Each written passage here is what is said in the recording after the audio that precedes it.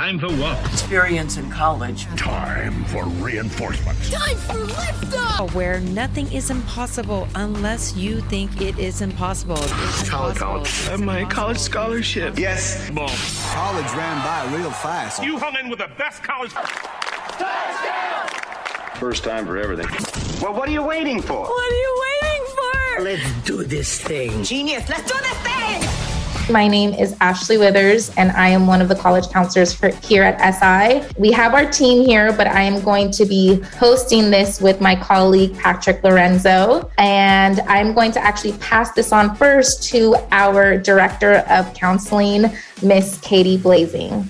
Thank you so much, Ashley, and welcome everyone. We're so excited to be with you. As Ashley said, I am Katie Blazing. I am the Director of Counseling. I've been at SI since 2011, since the last 2 years, and I'm so thrilled to be back, particularly with this amazing team that is sitting in front of you. We were running the numbers this morning, and I was amazed, kind of taken aback to discover between this team, you have 75 plus years of experience with college counseling on various ends of getting students to the right match for them at the next level. So you are in excellent hands. The experience ranges from, of course, high school counseling our students to get to that next level, but also work at UCs, Ivy Leagues, Jesuit institutions, community colleges. You really have the full gamut of experience. So I'm privileged to be in their midst this evening. If we could start with a brief prayer to center ourselves with this important information, we'll remember that we're in the holy presence of God. And God, we are so grateful for the parents and guardians with us this evening, helping to guide our young people toward finding their passion, their path in life. We are so lucky to be partnering with them and honored to work with their children who are phenomenal and impress me on a daily basis. We ask for your guidance, clarity as we help to guide our young people into the next step of their lives. And St. Ignatius, pray for us. In the name of the Father, the Son, and the Holy Spirit. And with that, I will hand it over to the talent for the evening. Thank you so much, Katie. Appreciate it. As you all know, our whole team here, Miss Stephanie Wong, Ana Maria Baccaro, and Robbie Lucchese, who is taking Brycey Campaverde's maternity leave. So for tonight's agenda, we are going to first discuss what is the role of the parent and the guardian. I often get all the time from parents like, what do I need to be doing as a parent in order to prepare my student, in order to be of support? So we're definitely going to break that down. And we're going to talk a little bit about the college application overview. This is going to be a lot of information. So take a deep breath, get some tea, coffee, and we'll definitely be breaking it down. SCORE overview. SCORE is the platform that we as college counselors utilize every single day. And your student has access and a username and password. And so do you as parents. And that's basically how we send documents. That's how students are able to create their list and research schools. And it's just an amazing platform that we've been using for a few years now. Paying for college. Yes, that is very expensive. And we are going to talk about that as well when it comes to FAFSA and the CSS profile. I always tell students to have that conversation with parents to say, hey, what's going on with tuition? Are you guys going to be covering it? Or am I going to have to take out scholarships or whatnot? And I know it could be a tough conversation, but a lot of students will come to my office and say, oh no, my parents are fine. They're going to pay for everything. And then when I actually meet with the parents are like, no, that's absolutely not true. We're going to have to take out some loans or figure out some way when it comes to scholarships or financial aid. So I think having that conversation with your kids, that transparent and honest conversation on what's going to be affordable and what's not going to be affordable. And then final thoughts. And again, you are going to have the opportunity to ask a lot of questions to myself and the team, and we are going to do our best to answer those questions for you. Okay, so what is your role as a parent and guardian? Obviously, first and foremost is to love love on your kid at all times and encourage your students to have a balanced life. And I know that's really hard to say. Like when you read this, some of you might be rolling your eyes like, yeah, okay, how? It is hard because your kids are doing a lot, okay? They are taking rigorous AP and honor courses. They're in sports, they're in performing arts. In addition, they're looking at colleges. It's a whole lot of work. In addition, they're trying to have a social life and meet up with friends and then have family time. So just creating that balance list, I'm always encouraging students, like, get some sleep, right? Don't compete on like, I only got 3 hours of sleep. Oh, I only got 5 hours of sleep. No, get about 7 to 8 hours of sleep, drinking water or eating. Sometimes I have some of my students, I'm like, have you eaten today? Because if you're lightheaded, eat a banana, eat something, get some of that energy going. You're in school all day. And then after school, most likely you're in extracurricular activities. So it's very important to just constantly encouraging your student to somehow, some way create some type of a balanced life, okay? The next one is assist the student in the college process. So this does not mean write their personal statement. This does not mean write their UC Insight questions, because yes, believe it or not, we can all tell. Not only can the college counselors tell if the parent has assisted heavily, but the admission officers can tell. It has to be written from a 17 or 18-year-old mind perspective, right? So that's not what we're talking about. What we're really talking about is kind of being maybe that accountability partner with them, or looking at certain dates that they might miss, creating a schedule or a to-do list, or managing deadlines, because the deadlines are a lot. Patrick is going to emphasize it a little bit more about our newsletters, but we do send out newsletters that have a lot of information. I don't necessarily expect students to read everything they receive, but it will be great if you can kind of hone in on that newsletter and reading it and just checking on some deadlines, putting it on your calendar, or even creating a calendar specifically just for college when you know for certain deadlines, early decision, early action, financial aid is due, this is due, and whatnot. So that's very important for you to just assist them in that process so they are not so stressed out, because they already have a ton of deadlines for school or for other projects. Let the student email college reps and admission offices. Colleges will be coming to SI, admission officers, and they will be sharing and talking to students about their college and university. And many times those are the reps that are actually reading and evaluating applications. So if your student wants to ask or inquire questions and to kind of create that relationship or that rapport with an admissions officer, please allow the student to do so. You can help them, by all means, help them format the email. And I always help them as well. If any of our students come in my office, come in any of our office, we have no problem helping format the questions. Say, okay, what type of questions do you want to ask? Do you want to be very specific in a major? Do you want to ask about a certain experience or a study abroad program? But you as the parent should not be reaching out. This is the time where you have to let them fly a little and do things a little bit on their own. When it comes to financial aid, you can definitely have that conversation and communicate with the financial aid office, especially if some things have shifted or changed in the past year with your finances. But when it comes to communicating with college reps, please have your student do that with their email. And of course, be flexible and supportive during this process. Kids in general are hard to deal with at times, right? It's like up and down, I'm certain. This is really busy season for us as college counselors, and we're writing letters of rec. It's busy season from now up until November 30th, which is the deadline for the UCs and the CSUs. And I'm not gonna lie, I'm not the same human being I normally am throughout the rest of the year in my household. I am like on a different mode. On Saturdays, I'm up making sure I'm writing those letters of rec. I'm not dealing with anything but focused on the computer for a few hours.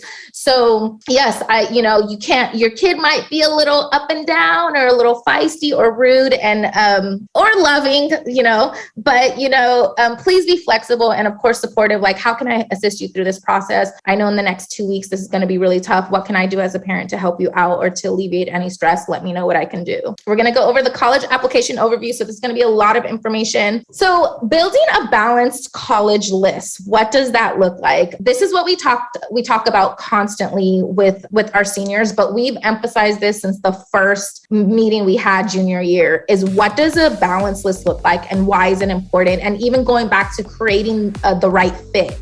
That's the first thing that we start off is creating a right fit for you. What are you interested in? Do you want to be close to the water? Do you want to experience different seasons? Do you want to leave the country and go to school? Are you super just focused on one major, or are you open to other majors? Do you want a really big school, or do you want a small, intimate school where teachers know your name, professors know who you are? Do you want a liberal arts school? There's so many different factors when it comes to selecting the right type of fit for you and your child.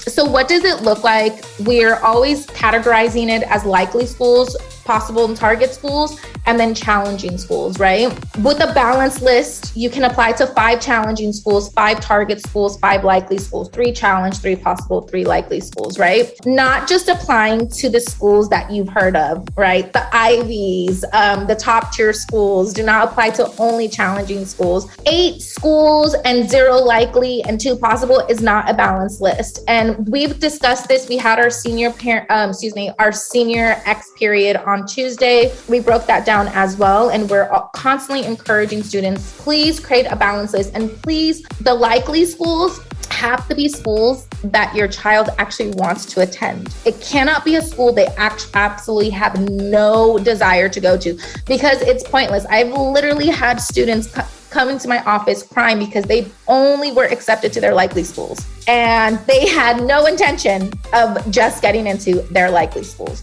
So each school has to be a school that they genuinely would be happy attending. So I always ask, when we're looking at their list, would you be 100% happy if you got accepted into this school, which is a likely school? Some of them will say, well, no, not really. Then we need to add a few more likely schools that you would really enjoy, or you think that you would have a great experience at. So that's something that's really important to emphasize. Another thing you will have, and Mr. Lenzer is going to explain SCORE, but another way you can figure out what does it look like for what are the percentages and what does it mean for challenging. We always encourage students, anything that's 35% admission rate or lower is going to be a challenging school. Doesn't matter if you have a 2.9 or a 4.5. We cannot state, oh yes, absolutely, you're in with a 32% admit rate. That's overall when you see it on SCORE. But then it gets very different when it's through the major, right? With some schools. So if it's engineering or computer science or nursing, I always tell students,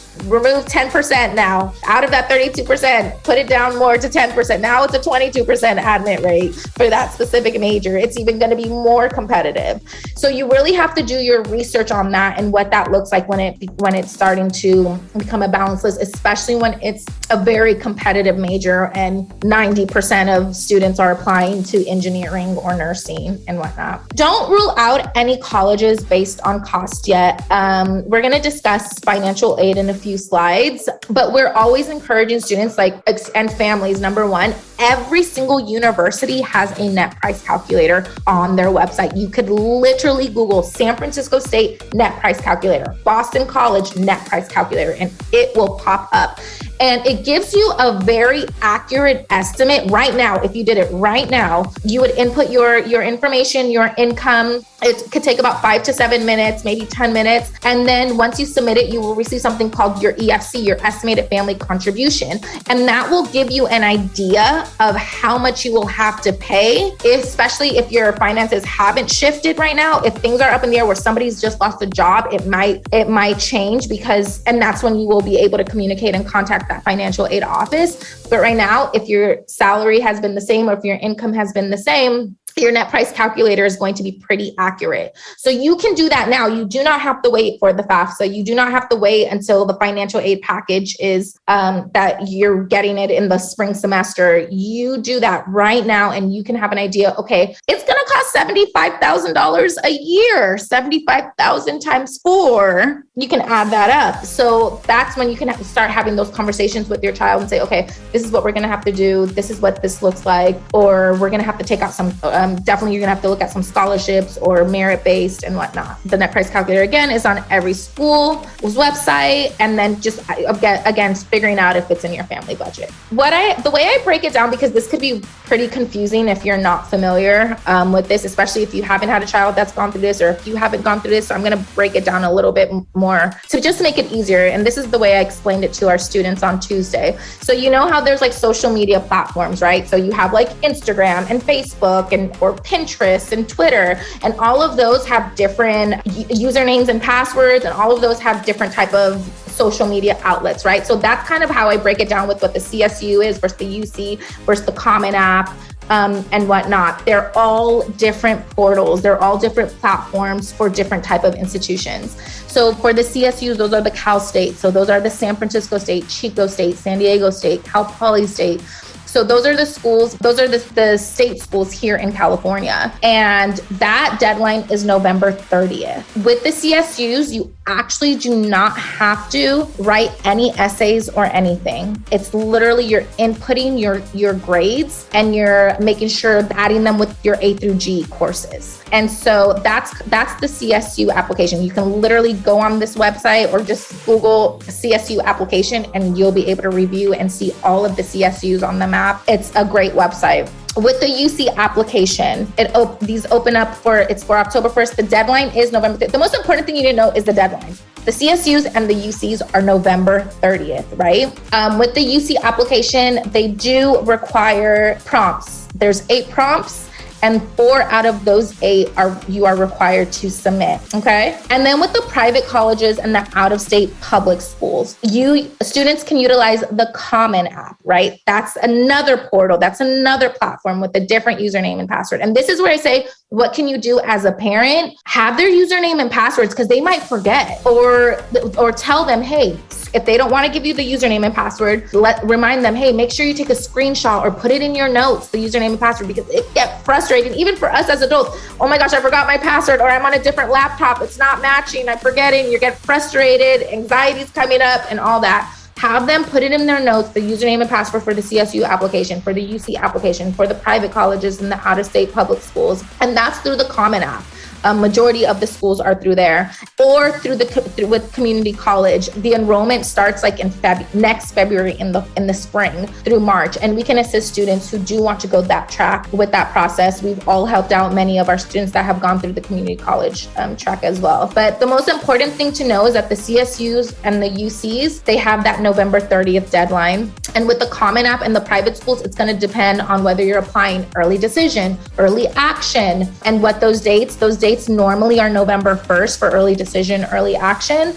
But some schools will they may have a deadline of October 15th. So that's what we mean when it's, hey, creating a schedule on some of these deadlines, like when is going to be the first deadline that we have to submit everything. That's what's going to be important. That's when you can have that accountability with your kid and say, okay, have you done this? Have you submitted this? This is the deadline for that. So going back on that, the type of admission deadlines, okay? So these are a lot, and I'm gonna go through each one, but again, I know this is a lot of information for everyone. If you do have any questions or anything is confusing, we can set up a time to meet with your college counselor, with your child's college counselor, and definitely assist in breaking anything down that may be a little bit more confusing, or maybe you're not sure if your child should apply early decision or early action or whatnot. So with rolling, those are colleges that make decisions as soon as the application is received. So rolling admission basically means they accept applications throughout the entire year. So let's say if they submitted their application today, they would be notified probably in the next couple of weeks, which is great, right? So there's no hard deadline for that. There's a limited amount of schools that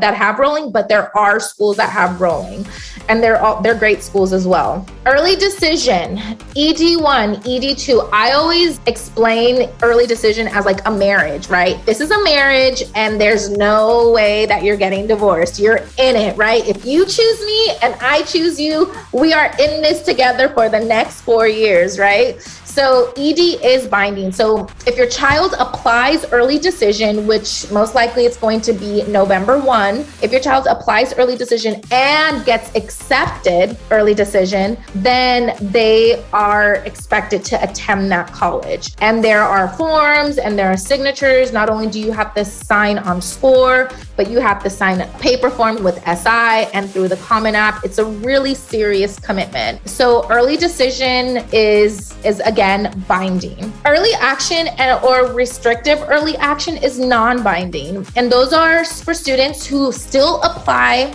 by the deadline during the early times, which is in November 1st or November 15th. Sometimes those are the deadlines.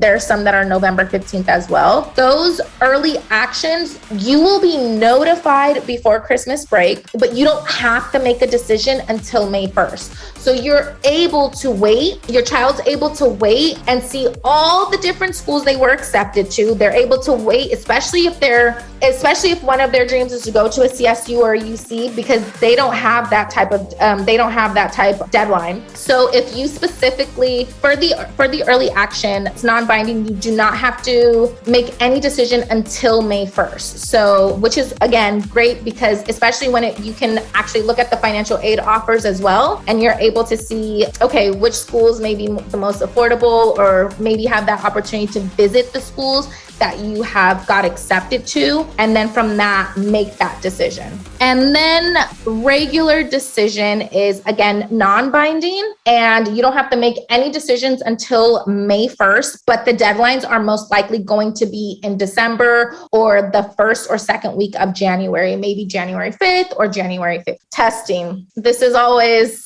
a fun slide, right? Lots of families always ask about testing, and especially now with the pandemic, that there's so many different schools that are test optional. And so again, if the school is test optional, that means the school is test optional, right? There are still schools that are requiring the SAT or the ACT, such as Georgetown, MIT, any military academy schools, Florida state schools, and Georgia state schools. So those are schools, if your child is planning on applying to, then yes, they will have to take the SAT or the ACT. Now, if they are applying to a list of schools that don't require the SAT or ACT, again, that's a conversation that I'm happy to have with your child or with you as well. But you really have to put it into some context and figure out if this is what is important and you feel like you really want to do, or your child really wants to do. Because you don't necessarily want,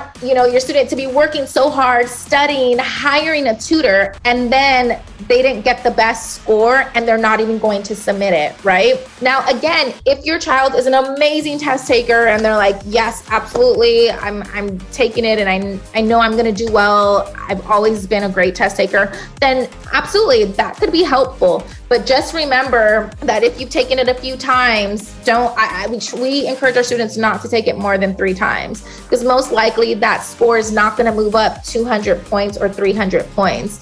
And I rather them focus on that AP calculus course or that AP computer science course than studying for a test that they may not actually even submit to the schools. We are going to be sending this out, so you will be able to, we will be able to go further detail about like the test optional and what that means. But again, it's something that should be talked about. And it's truly up to the student and the family as well, but really understanding if it's worth it, right? Because again, they may be studying for 2 or 3 weeks or a month, and then they may not be able to submit it if the scores is not to their average score of that school. So now I am going to pass it along to Mr. Lorenzo. Hi, everyone. So let's talk about holistic review. This is essentially how admissions now operates in this particular period. Holistic admissions means that the entire application is being reviewed. Now, I think there's a myth about holistic review that I want to clarify. I think there's a myth that holistic review means everything is going to be looked at equally, and that is incorrect. Holistic admissions means they will look at of all the items that are submitted, but not everything is weighted equally. First and foremost is going to be the academic aspect, and that's where the transcript comes in. And recognize the transcript essentially tells the academic story of the student. It tells the schedule, it reveals the academic trends, it tells the colleges what kind of academic interest the student has had. That's where the entire process is going to be the bulk of the admissions process. So just keep that in mind. All the other aspects are going to be complementary pieces to the holistic review that's going to help inform the admissions rep. Tell me more about what the student is presenting and offering to the college. So the personal statements become another component of that. So with with the student, with the application through the Common App in particular, there's one main essay. Some colleges will also have supplemental components, shorter essays, in which a student will be able to reveal more about who they are and their fit with that particular institution. With the UCs in particular, this is where the personal insight questions come into play. There are 4 prompts that students will write about. So personal statements, think of it as this is the voice in which the student has an opportunity to share something that either they want to further emphasize from their application, or maybe there's something that they can't really reveal to the extent as they'd like to in other parts of the application. So that personal statement is an opportunity to do that. It's the one piece of your application that you still have a good amount of influence on at this particular point in time. The letter of recommendations are supporting materials for the student. So recognize here on this side, there are 3 letters of recommendation that will by default automatically go with the student. One will be provided by the college counselor, and then there are two teachers that would be available as well to assist with that letter recommendation process. So just know that as a school, we are offering more than what most colleges are actually even requiring. Most places will ask for one, maybe they might ask for 2, one counselor, one teacher. So rest assured knowing that we are providing a lot of various perspectives for the college to get a good understanding of who the student is and what their journey has looked like. When you think about the letters of recommendation, understand that there are different perspectives that are being offered by the various school officials from SI. Now, we also know that some students might be curious about whether or not other folks can contribute to their letter recommendation process. We understand that there could be coaches and mentors and other people outside of SI that have seen a perspective of your child and your student through their time in high school. And depending on the institution, supplemental letters, as they're sometimes referred to, may be accepted. But these are things that you're going to have to look at with each particular college. And obviously, you're welcome to consult with the college counselor to determine whether or not it makes sense and is a good fit. As someone who used to read application and continues to read applications as an external reader, I think it's important to recognize that more is not always necessarily more. Letters of recommendation should be there again to supplement and complement what the student has done and what they've accomplished and what they hope to do. Reiterating things over and over again doesn't necessarily prove a certain point. You want to make sure that there's you have good balance and perspective of how that's being portrayed in the application process. So again, the college counselor can be useful and helpful with that, because I think sometimes students and families are curious about whether or not can we just get all these letters of recommendation, and there are caps and there are limits. And again, there is a point of diminishing returns when we're talking about the letter of recommendation. But rest assured, you have 3 coming from SI, so you're well positioned to have a strong application supported by SI. Activities, awards, and experiences. So when we talk to students and try to help them understand how is it that you are presenting yourself, recognize that all the different things that occupy your time as a student play a role in how you put all that information onto the application. When we talk about activities, right, that's everything. Those are things that are at SI, from athletics to performing arts to community service. These could include things, other hobbies and other interests that students have outside of SI, and experiences, right? Some of you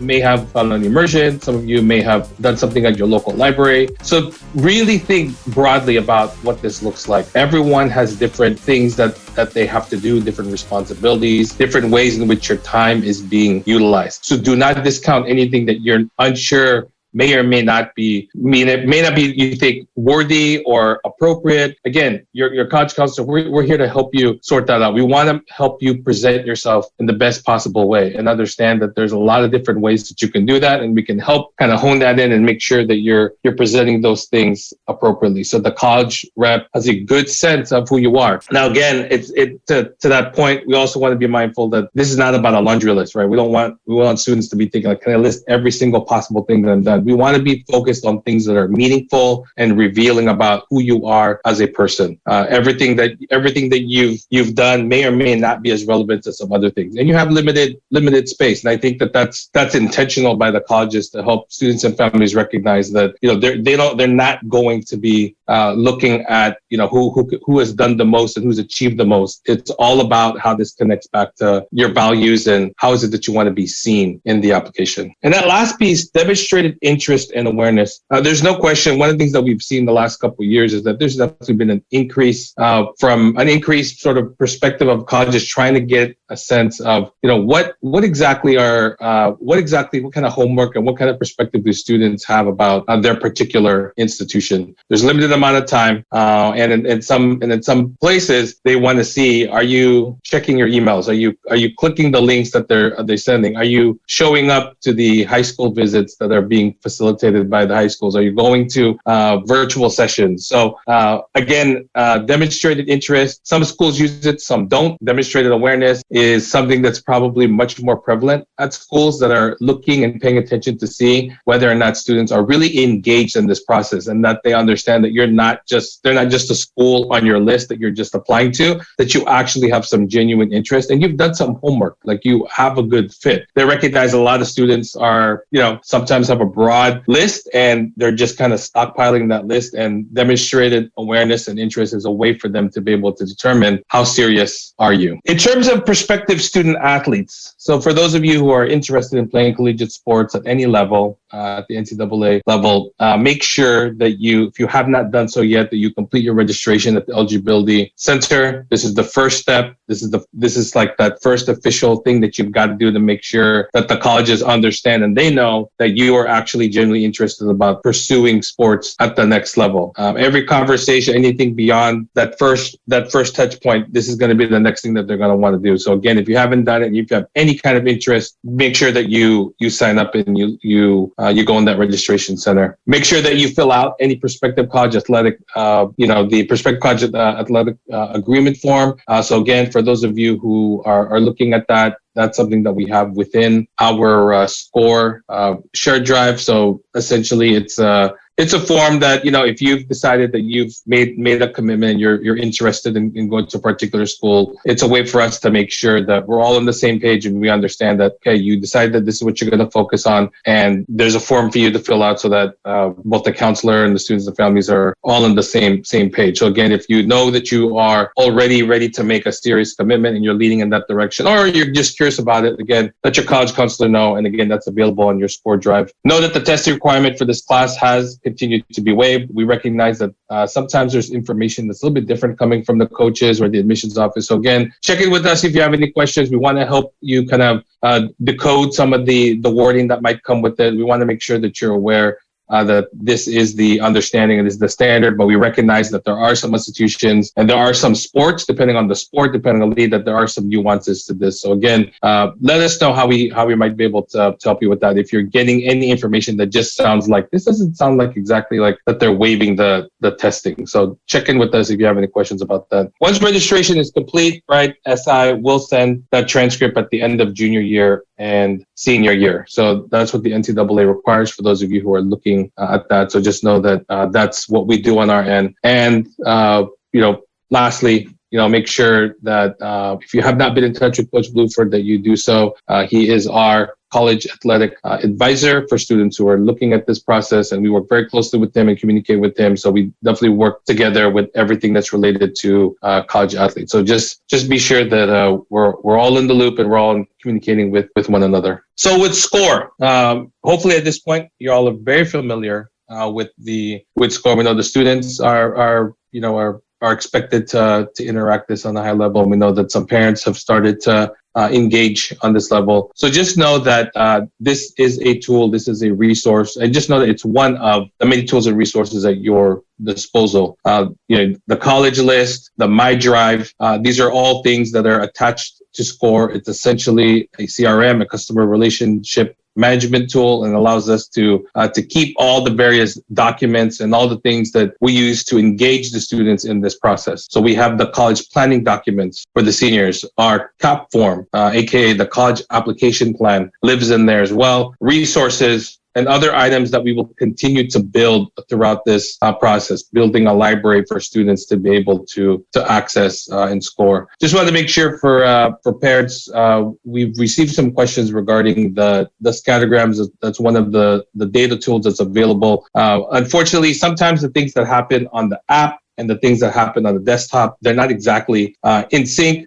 With the scattergram, make sure that you're actually logged into the actual website. I believe on the app, it doesn't really show up in the same way. And I know that sometimes when you look at the app versus when you go on the website, some things, the functionality isn't always there. So our recommendation is to definitely go on the website when all possible so you can have the full range of things that you can use SCORE for and to be able to see all the various information on there. Okay, in regards to financial aid and this topic of affordability, we hope that at this point you've engaged and have had some kind of conversation related to financial aid. The topic of costs and loans and debt have clearly been of recent importance, and so I think it's really that just again emphasizes the importance of this topic and how this is going to shape your college list. We recognize that there's a full spectrum of folks who are at different positions and in different places regarding how you perceive cost and value. And so we just want to make sure that you know that there are various ways to help assist and support you in that. The FAFSA is going to be the place you want to start first and foremost. FAFSA stands for the Federal Student Aid, but it's the free application for federal student aid is what FAFSA stands for. So as of right now, please note with FAFSA, right, this is the form that all institutions are using. This does not open until October 1st. Everything that's currently open right now is for the current cycle. And since your student is going to be entering in fall 2023, that does not open until October 1. So right now, what you can do is create an FSA ID. So if you go to the Federal Student Aid website, you can see that that's the one action step that you can take with your FAFSA. Also, we have the California DREAM Act. So understand that here in California, there's an application that's also available to be able to work on your financial aid. And then lastly, CSS profile. Some of you may have schools that use the CSS profile. It is essentially an additional document that some colleges will require families to utilize to assist them in their financial aid application process. So these are definitely things you want to make sure you're looking at. And again, I just want to echo what Ms. Withers talked about earlier with the net price calculator. Along with getting these forms started, that is another part that you can start right now. It's really important to have a good sense of what price and cost is going to look like. If you haven't ventured into there, I think every year there's always seems to be families, and I'm not talking about here, I said, but just in general, I think families are sort of surprised and have sticker shock and like, oh, this is how much it's really going to cost, and maybe thinking it was going to be one way and not being one way. So the sooner you start getting a grasp of what those numbers look like, whether it's $75,000 a year, $50,000 a year, just know that the more you can do now and start thinking about, the better you're going to be. I always wonder when we get to spring and there are families who are still asking and inquiring about scholarships. You can do that right now. You can go to fastweb.com. You can go to Going Mary and you can begin to create profiles and start seeing what's available. You can be proactive. They're out there. And you can look at things, and we know every little bit helps, especially as you start working on this financial aid process and the college application process as a whole. But I think definitely for families, this is one of those pieces that you can be of huge assistance with your child as they navigate all the moving parts of college application. The financial aid part can be one of those things that you can really help your student with. So again, as I mentioned earlier, right, the net price calculator, again, this is a requirement. All the colleges have this. So again, you literally can just Google it. You can go to, there's a net price calculator site where you can search colleges that way, or you literally can just Google the colleges and just put net price calculator and go to that page. And what it does is it will provide an estimate of the financial aid for that college. Now, I will warn you that if you do it right now, be mindful and take a look and see what data they're using. Sometimes the data right now may not be exactly up to date. It could be using data from a year or 2 years ago. If you notice that when you fill it out, just check it with the financial office and just ask them when they're going to have. Usually census data usually comes out in October, so you might be able to get an updated version of it in a couple of months. So definitely use it right now so you can get an estimate. I think it gives you a good idea. But if you do notice that the numbers come out and it's referencing numbers from 2021 or 21-22, so just know that you have to pay attention to that detail and ask. You can always ask the financial office and see when are they going to update their net price calculator, because not all institutions have it completely up to date to this current cycle where they have the numbers from the current class that's enrolled. So just know that you have that in there. The net price, here it is, the formula: cost of attendance minus gift aid. All right. So that gives you an idea of, right? That's essentially what you actually have to anticipate paying for. Okay. Another thing, another resource for y'all, Western Undergraduate Exchange, also known as WUWI. There are institutions in the greater Western region in which students can attend and receive a reduced tuition discount, up to even 100% of what that amount could look like. And sometimes there could be a scholarship application might be required to participate. Here are just to give you an example. We provide this as a means to just kind of to remind folks that you do have some other options. We recognize the interest in wanting to attend a school in California, whether it be for distance or cost, but know that there are some comparable institutions in the Western region that can offer great value. So if you have an openness and desire to look at that, recognize that there's some schools who can do it and make it quite affordable. So you can see University of Nevada, Reno, University of Hawaii, Manoa, both two schools that participate in the WUWI program, and you can see what that looks like. So the price without WUWI is to show you what the price is if you were an out-of-state student. So a California student looking at a place in Nevada or in Hawaii, you can see the difference there, and you can see on the left there how much it costs for the UC. So you can see that it's comparable, right? A little bit less or a little bit more, but it's within the range that there are some institutions that are willing to give a discounted price to our California students to study at their public institution. Communication. This we cannot emphasize enough. So again, we will have a regular counselor newsletter that will go out on a bi-weekly basis. We just sent one out recently, yesterday. And then also on SCORE, we will send out some communication there regularly as well. The parent newsletter, which comes on a regular basis, we typically will have, you might see some things that will pop up that are college counseling related. So recognize that from our end, we're going to be doing as much as we can to provide reminders and to let you know what's going on. But I also have to emphasize too the importance of the communication you will be receiving from colleges. There was a parent that I worked with recently from this class that wanted me to share a story with you all about the importance of your child checking their email. To make a long story short, this was a student that got pulled off the wait list. They had a very specific time frame. They almost missed the time frame. They were given 48 hours, and the student, wasn't checking it regularly. And they just thankfully checked in time, were able to accept their waitlisted spot, and it all worked out. But she told me over the summer, please be sure to tell the next senior parents and families and students to remember the importance of checking your email.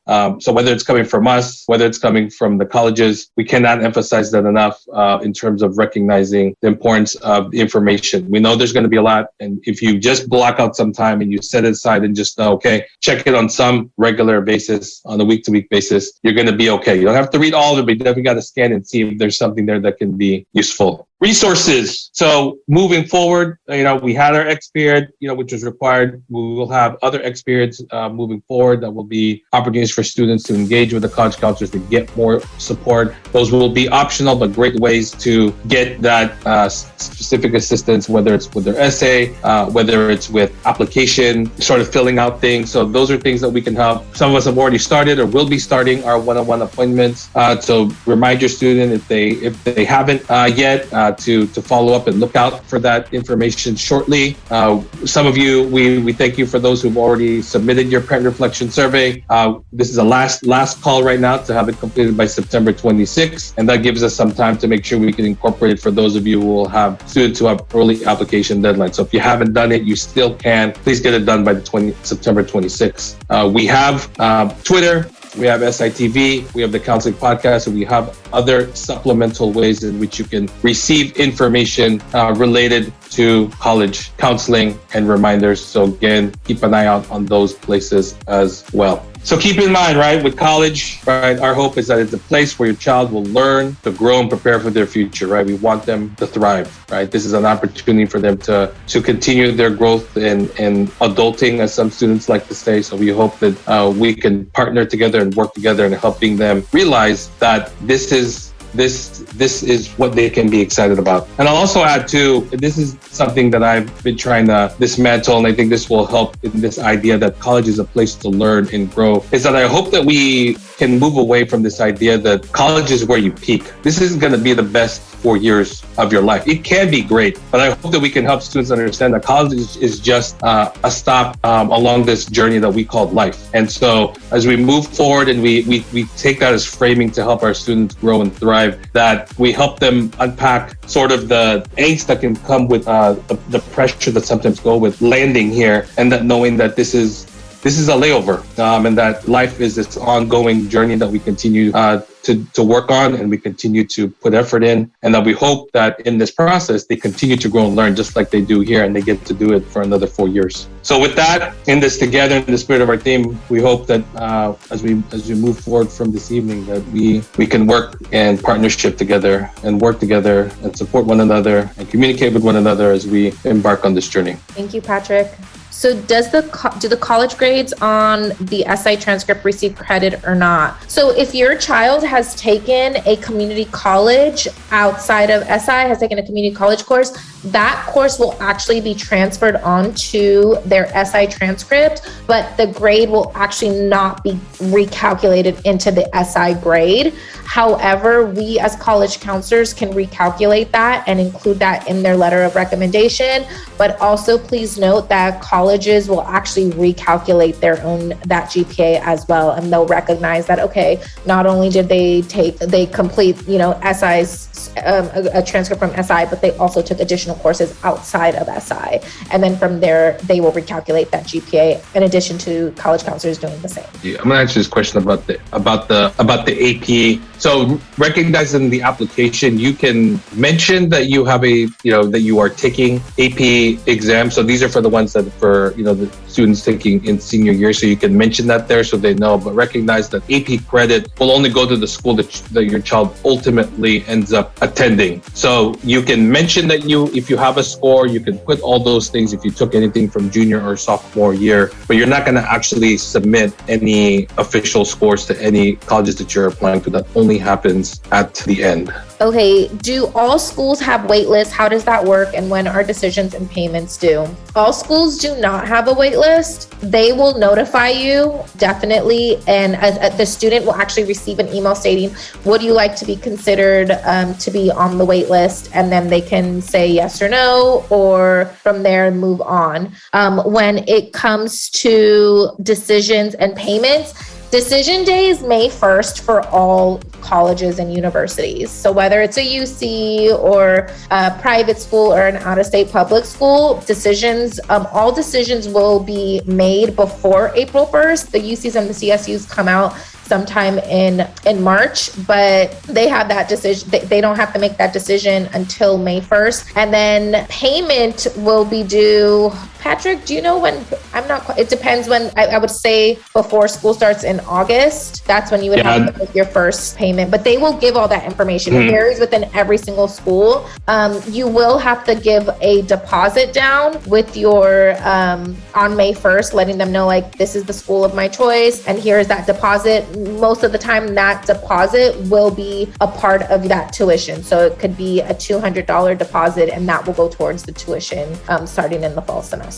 So a question here about FAFSA. So just know if you already have a child and you have a younger sibling that's coming through, everyone needs to have their own FAFSA for each student. However, the parental information, when you already have created account, some of it will actually carry over. So that's where you get a little bit of a break there in terms of some of the information that gets transferred over. So you'll have an opportunity to update it. But every student will need to have their own separate application, because every child has to be accounted for, and that's a good thing because know that colleges are aware of that, and so they know there's multiple students. That is one of the perks. I've heard from other that happens with financial aid. That is a perk if you have children that are closer together and they overlap. That helps with your overall financial aid package. So what if you don't pass your AP exam? Do you have to disclose that score? You don't. If you don't receive a score that you like, then you do not have to submit it. That AP score, they're actually not going to get their scores probably until the summer. So they've already made their decision on where they're going, and they will not have to submit that score. They most likely they won't be able, if they don't submit that score, they may not be able to, take a higher level class or whatnot. But again, that all depends on the school. But there will be opportunity to take the AP exam in May of next year for the AP courses that they're taking right now. And I would like to note, I see a lot of folks who are asking some really great questions about financial aid. I want to give a quick plug to our financial aid night. We actually are going to have a financial aid night. It's on September 14th is going to be our college financial aid night. So that's going to be another opportunity for you to get some of those more nitty-gritty questions about the FAFSA, CSS profile, California Dream Act, merit scholarships, etc. We have a really great guest from Occidental College who's going to be joining us for that. So quick shout out, for that event that we of course invite you to as well. Thank you for that, Ravi. Is it necessary for parents to review students' college application to ensure everything is filled out correctly before it is submitted? We actually can do that as their college counselor. We also have UC guides and CSU guides that are posted in the score under senior year documents. We also have optional X periods that all seniors are able to come in, and all of us as college counselors are present, and we're able to review all applications before it's submitted or check out the personal statement or edit or whatnot. So we can take the lead on that as a parent if you want to check it as well to make sure everything's accurate, or maybe making sure that they have the correct birth date and all that. That's great too, but all of our students have the option to, before they submit, to allow us to review everything. And normally I have a good amount of students that, Ms. Withers, can you just check it out? Just make sure everything's right. And I'll say, okay, is this your address? Is this? Have you submitted this? And then they're ready to submit. So great question here about, can you talk about the community college route and transfer to a 4-year? Is it just as competitive directly applying to UC out from high school? So I think that's one of the things that probably needs to be talked about more.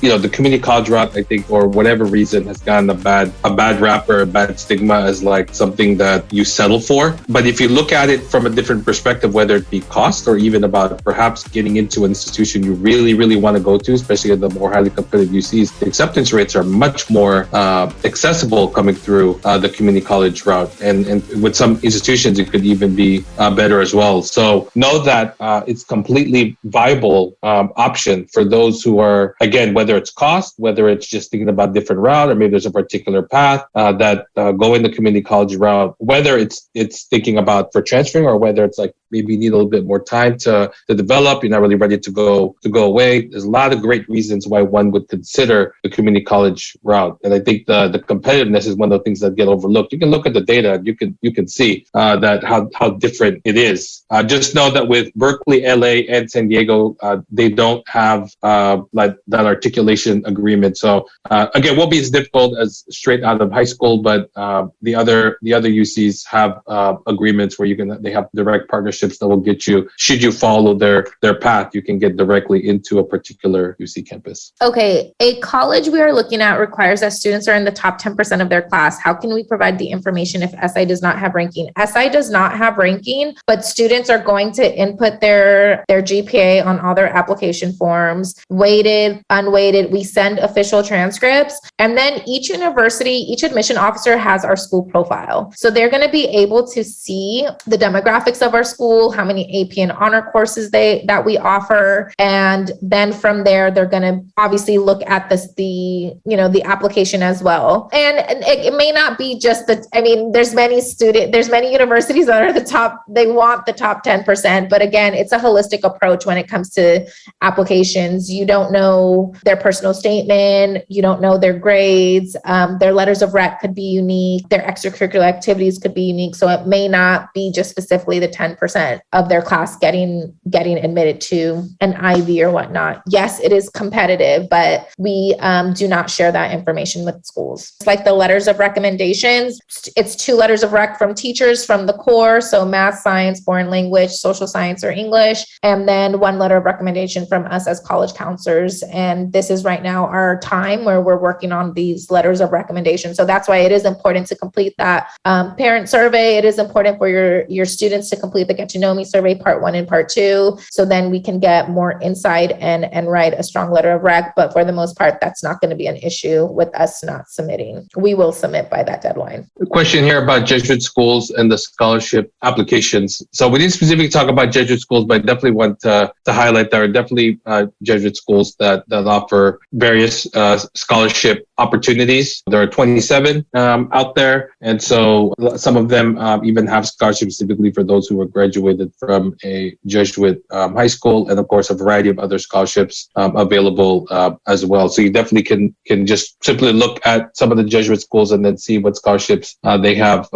available. And again, in terms of the scholarship applications, Going Merry like Merry Christmas, and fastweb.com. Those are two great places you can start to begin creating scholarship profiles to begin to see what kind of scholarship opportunities you might be able to consider, whether they're available now or they'll become available in the near future. And you'll hear about opportunities based on the profile that you create. So where can parents find information about past college admissions for past SI students? Back to the scattergram. Everything's on SCORE. They have excellent information, and they break it down for percentages of which of our students were admitted based off of GPA and SAT or ACT scores. The question here about intended major of interest. Now, this is not there's not a general question for this, because it really depends on the institution. I think for the most part, the rule of thumb when it comes to applying to a college that's asking you for a specific major, it is in your best interest to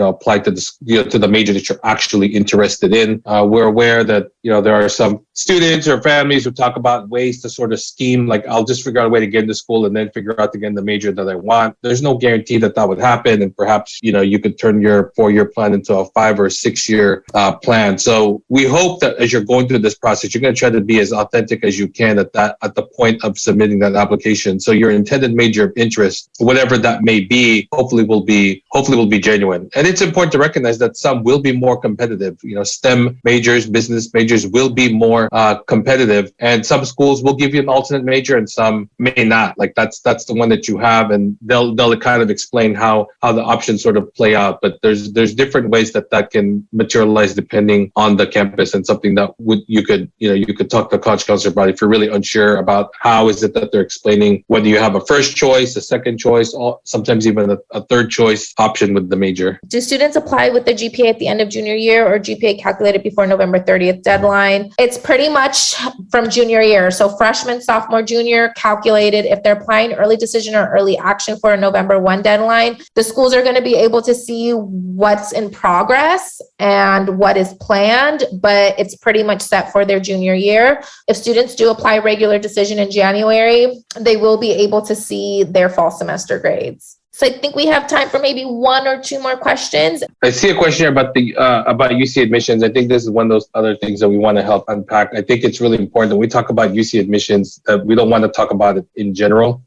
There are 9 different UC campuses that you can apply to, and they tend to be clumped together, and we know that there's verbiage and language that says the UCs are hard to get into. 7 of the 9 campuses have a much more high selective rate than Riverside and Merced, which are much more accessible. So we know that Merced and Riverside accept more students than they deny. We recognize that the other ones perhaps have more applicants in their pool, and they're tougher. But we really want to help educate folks. When we talk about the UC system, that we want to refer to each individual campus, and students can you can actually the UC data is actually out there. You can see how this current class, the entire applicant pool, they actually share all that data, so you can see how that is, and the data there would be pretty similar to what you would see in terms of what happens at SI. The UCs are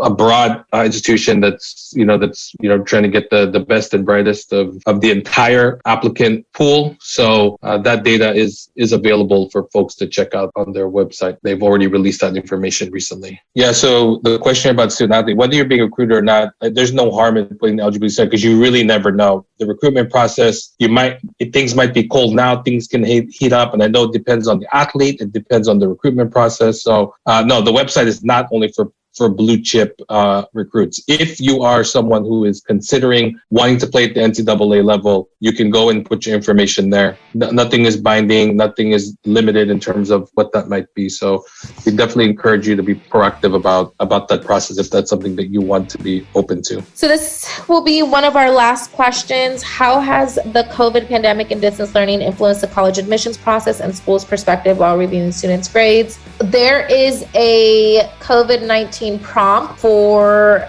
the Common App, and that is a prompt if there were extreme situations that have happened where the student has that opportunity to share that information when it comes to grades or when it comes to, if something happened where, I think Robbie said it perfectly in our X period with our seniors, like he asked all of our students, how many of us were stressed out during the pandemic? And, a lot of students raised their hand. It's like, yeah, everyone was stressed out. But if there was a very special circumstance where you can explain what happened and how it really impacted you, you have that opportunity to share about that on the Common App. In addition, for the UCs, there's an additional information section where you have that opportunity to share a little bit of that impact as well. And if it was special circumstances, please have your student come speak to us as college counselors. We could also include that in their letter of recommendation, especially if there was like a dip in grades, maybe freshman year, sophomore year. So there's always that room